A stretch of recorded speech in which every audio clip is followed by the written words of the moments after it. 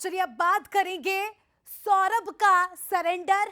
क्या होगा बड़ा खुलासा, ये सवाल हम भी पूछ रहे हैं क्योंकि चर्चित आरटीओ घोटाले के करोड़पति कांस्टेबल जिसका नाम है सौरभ शर्मा ने सरेंडर कर दिया है। लेकिन इस पूरे मामले की तरह ही सौरभ शर्मा के सरेंडर को लेकर भी एक बड़ा सस्पेंस बना हुआ है। सौरभ शर्मा के वकील राकेश पारासर का यह दावा है कि सौरभ ने उनके साथ जाकर दोपहर 1 बजे स्पेशल कोर्ट में सरेंडर कर दिया है, अपने आप को सौंप दिया है। तमाम कागजी कार्रवाई और दस्तखत आदि करने के बाद सौरभ को रिलीज भी कर दिया गया। सौरभ के वकील का राजेश पारासर सौरभ के वकील का नाम है। उनका यह भी कहना है कि मंगलवार को केस डायरी के बजे सौरभ भी कोर्ट में पेश हो जाएंगे। लोकायुक्त या किसी भी दूसरी एजेंसी ने सौरभ की गिरफ्तारी की मांग नहीं की है, ये बड़ी बात है।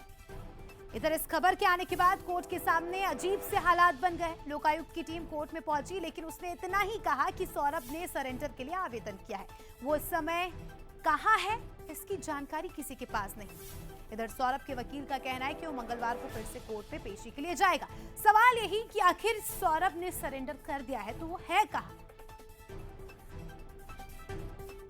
चलिए हमारे एग्जीक्यूटिव एडिटर सुनील बघेल जी हमारे साथ जुड़ चुके हैं, उनसे समझने की कोशिश करेंगे क्योंकि ये मामला अपने आप में पेचीदा होता जा रहा है। सर समझाइए थोड़ा सा, जब सरेंडर कर दिया है उसके बाद ये उम्मीद की जा रही थी कि सौरभ की गिरफ्तारी होगी, लेकिन अभी भी ये नहीं पता चल पा रहा है कि सौरभ का है ना कोर्ट बता रही है ना जांच एजेंसियां बता रही है। वकील साहब कह रहे हैं कि जल्द ही वो पेश होंगे।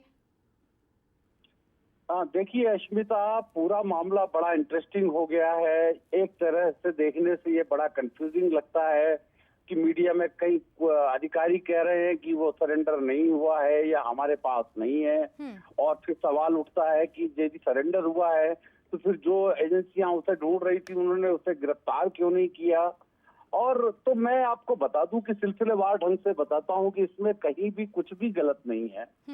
इसको थोड़ा सा ये प्रक्रिया का मामला है और मैं दर्शकों को बताना चाहूंगा, लेकिन एक छोटी सी एक लिबर्टी चाहूंगा मैं कि पुराने जमाने में जो आईपीसी होता था, इंडियन पीनल कोड, दंड प्रक्रिया संहिता, और एक होता था सीआरपीसी।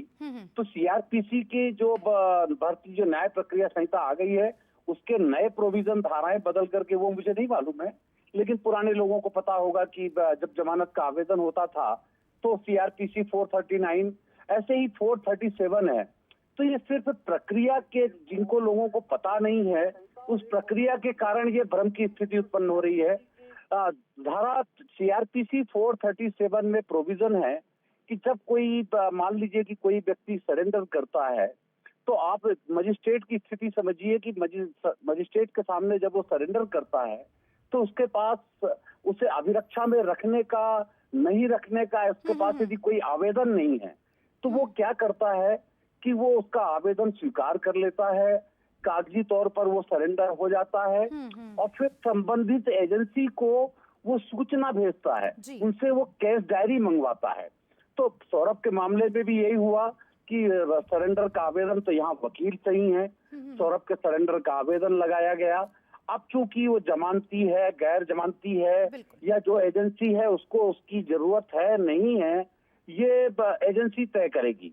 तो अब उससे, इसलिए मजिस्ट्रेट ने उनसे केस डायरी मंगवाई है, और केस डायरी मंगवाई है तो कल जो लोकायुक्त है या जो एजेंसी है वो वहां पर केस डायरी के साथ कोर्ट में मौजूद होंगी।